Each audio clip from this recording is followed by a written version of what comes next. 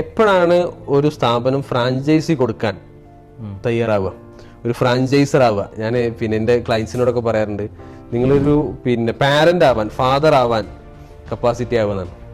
They are the franchisor.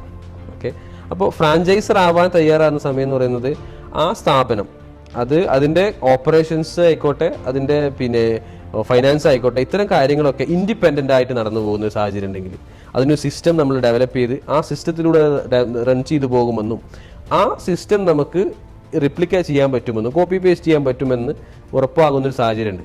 അത് ഞാൻ personally suggest ചെയ്യാൽ ഒരു ഷോപ്പ് തുടങ്ങി അപ്പം തന്നെ 2 മാസം കൊണ്ട് അടുത്ത ഫ്രാഞ്ചൈസി കൊടുക്കുക എന്നുള്ളതല്ല.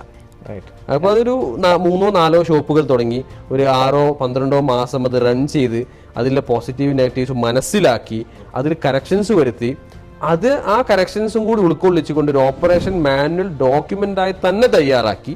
ഓക്കെ, ആ ഓപ്പറേഷൻ മാനുവലിനെ സപ്പോർട്ട് ചെയ്യുന്ന എഗ്രിമെന്റ് തയ്യാറാക്കി, അങ്ങനെ എല്ലാ കാര്യങ്ങളും സിസ്റ്റമാറ്റിക്കായി തയ്യാറാക്കി ഡോക്യുമെന്റ് ചെയ്തിട്ട് മാത്രമേ എന്ത് ചെയ്യാൻ പറ്റുള്ളൂ, ഫ്രാഞ്ചൈസി ഓപ്പറേഷൻസിലേക്ക്, ഫ്രാഞ്ചൈസിങ്ങിലേക്ക് പോകാൻ പറ്റുള്ളൂ.